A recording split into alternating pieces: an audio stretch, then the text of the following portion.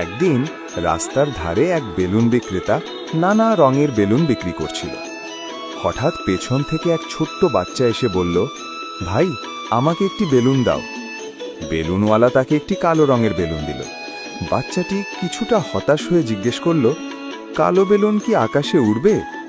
বেলুনওয়ালা মুচকি হেসে বলল, বাবা, বেলুন রঙের কারণে ওড়ে না, ভেতরের হিলিয়াম গ্যাসের কারণে ওড়ে।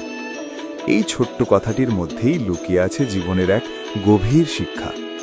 আমাদের সমাজে অনেক সময় মানুষকে বিচার করা হয় তার বাহ্যিক রূপ, পোশাক, গায়ের রং বা সামাজিক অবস্থান দেখে।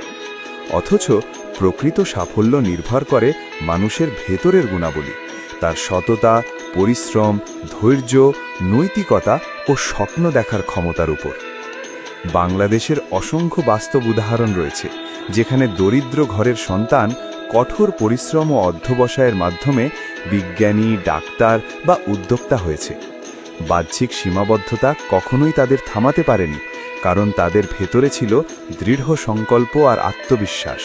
ঠিক যেমন বেলুনকে উড়তে সাহায্য করে তার ভেতরের গ্যাস, রং নয়।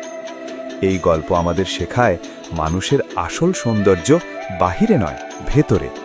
ভেতরের গুণই মানুষকে আকাশ ছোঁয়া উচ্চতায় পৌঁছে দেয়। এই গুরুত্বপূর্ণ বার্তাটি ভালো লাগলে অবশ্যই লাইক দিন, আপনার মতামত কমেন্টে লিখুন এবং অনুপ্রেরণাটি ছড়িয়ে দিতে শেয়ার করুন।